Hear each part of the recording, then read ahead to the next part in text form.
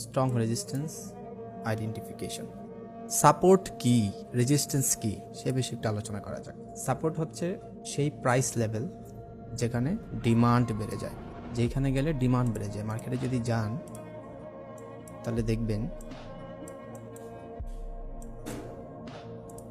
এইখান থেকে মার্কেট ফল করতে শুরু করেছে, এখানে মার্কেট সাপোর্ট পেয়েছে, মানে কি এখানে ডিমান্ড বেড়েছে। যেখানে ডিমান্ড বাড়ে, যেখানে বড় একটা মুভমেন্ট আমরা দেখতে পাই, সেখানে অবশ্যই কিছু পছন্দের প্রাইস থাকে, ঠিক আছে, রাউন্ড নাম্বারগুলো যেগুলো থাকে। এছাড়া কিন্তু স্ট্রং মুভমেন্ট হয় না। প্রত্যেকটা জায়গাতেই যদি ফল করে সেখানেও রাউন্ড নাম্বার আছে, যেখান থেকে উঠেছে মার্কেট সেখানেও রাউন্ড নাম্বার আছে। আর মাঝখানগুলোতে এরকম কনফিউশন হয়, তারপর হচ্ছে আপনার এরকম রিজেকশন খায়, হাবিজাবি ক্যান্ডেল তৈরি হয়। স্মুথ ক্যান্ডেল বা বড় একটা মুভমেন্ট আমরা সেই কাজে দেখতে পাই যেখানে আমরা স্ট্রং রাউন্ড নাম্বার আমরা দেখতে পাই। তো মার্কেট যখন ফল করতে থাকে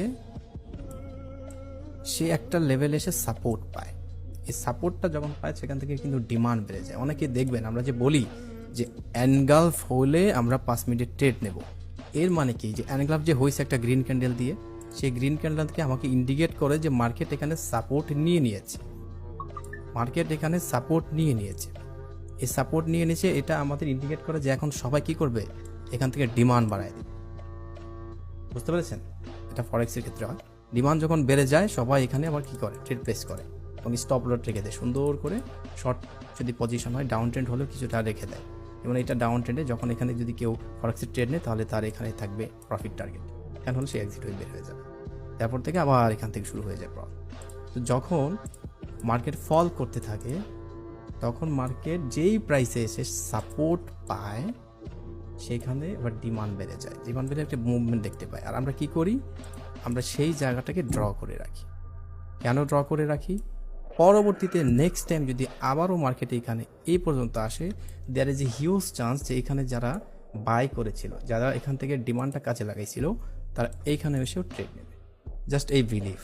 কেন এই বিলিফটা হয়? কারণ মার্কেট তো অতীত দিয়ে চলে। যেহেতু অতীত দিয়ে চলে, আমরা সবাই অতীতটাকে বিশ্লেষণ করে রিড করে ফিউচারটাকে কি করি, আমরা আইডেন্টিফাই করি যে ফিউচারটা এরকম একটা মুভমেন্ট হতে পারে। এবং এটা সবসময় হবে এই জন্য না, এই জন্য বলে যে 100% কিছু নেই। আমরা যেখানে বলেছি এখানে যারা বাই করেছিল তারা এইখানে গিয়ে বাই নাও করতে পারে, তখন মার্কেট এখান থেকে আবার ডাউনে ফল করে। কিন্তু ডাউনে ফল করলেও এখানে অবশ্যই কিছু না কিছু প্যাটার্ন রেখে যায়, কিছু না কিছু ক্যান্ডেল সে তৈরি করবে, যে ক্যান্ডেল আমাদেরকে বলে দেয় যে ইউ হ্যাভ টু ওয়েট, যে আপনাকে অপেক্ষা করতে হবে, যে আপনি যে বাই সেল করবেন এখন এদিকে যাবেন না এদিকে যাবেন, এই ক্যান্ডেলটাকে আমাদের পরে তারপরে আমাদেরকে বুঝতে হবে যে আমরা কোন দিকে যাব।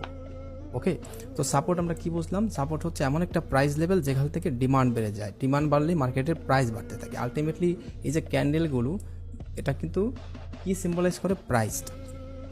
প্রাইস কোন দিকে আছে, আপের দিকে না ডাউনের দিকে, প্রাইসটা কি বাড়ছে না কমছে, এটাই এই ক্যান্ডেল স্টিক সাইকোলজি। এটা হচ্ছে মানে প্রাইস অ্যাকশন, ক্যান্ডেল মানে প্রাইস অ্যাকশন, প্রাইজের খেলামেলা। আর ঠিক উল্টো দিকে আমরা যদি বিবেচনা করি যে রেজিস্ট্যান্স কোনটা, প্রাইস যদি উপরে উঠতে থাকে তাহলে নির্দিষ্ট একটা জায়গায় গিয়ে মানুষ কী করে, এটা সেল করে দেয়। কারণ এখানে যারা বাই করেছিল ফরেক্সে, এটা তো ওটিসি, এটা তো জাস্ট ফরেক্সে কপি করে বানানো। ফরেক্সে যারা কী করে, যারা এইখানে প্রফিটটা উঠে যায় তারা এখানে গিয়ে এক্সিট করে ফেলে। তারা মনে করে যে এখানে হয়তো বা সেলাররা আগমন করতে পারে। আর সেলার যখন আসে, স্ট্রং আসে না উইক আসে, তাদের যে প্রেশারটা এখানে পড়ে সেটা কিন্তু আমরা ক্যান্ডেলটা পরে বুঝতে পারি যে এখন তারা কি করবে, তাদের সিদ্ধান্ত কি হতে পারে। এখানে বায়ার তো অনেকটা উপরে উঠেছে, তাহলে এখানে গিয়ে দেখবেন যে সেলার কিছু না কিছু প্যাটার্ন তৈরি করে, কিছু না কিছু ক্যান্ডেল তৈরি করে, যেগুলো আমাদের ইন্ডিকেট করে যে সেলাররা এই প্রাইসটাকে আর এই প্রাইসের উপরে যেতে দিবে না, ঠিক আছে, দিবে না। তো আমরা কি করি, সেইখানে একটা লেভেল ড্র করি, একটা মানে রেখা টানি, যেটাকে হরিজেন্টাল বলা হয়। এটা টানি এখানেই, যে পরবর্তীতে যেগুলি এখানে আসে মার্কেটটা, যেহেতু এইখানে সেলাররা এই প্রাইসটার উপরে যেতে দেয়নি, তো there is a huge chance যে এইখানেও তারা একই আচরণ করবে। এই ক্যান্ডেল আমাদেরকে ক্যান্ডেলের বিহেভিয়ার বলে, সেলারের বিহেভিয়ার বলে, ভায়ারের আচরণটা বলে যে ভায়ার এই ক্যান্ডেলে কী আচরণ করেছে, সেলার এই ক্যান্ডেলে কী আচরণ করেছে। তো যেহেতু এই লেভেলটাতে এসে সেলার এই আচরণটা করেছে, আমরা আশায় থাকি, এক্সপেকটেশন থাকে যে এইখানেও এসে সেম এই আশাটা তারা করবে, এই সেমভাবে তারা সেল দেবে। যার কারণে আমরা দেখতে পাই কি, এই লেভেল বরাবর রিজেকশন পরবর্তীতেও আসে। তো আমাদের বিলিফটা স্ট্রং হয়, আমরা যেটা অনুমান করেছি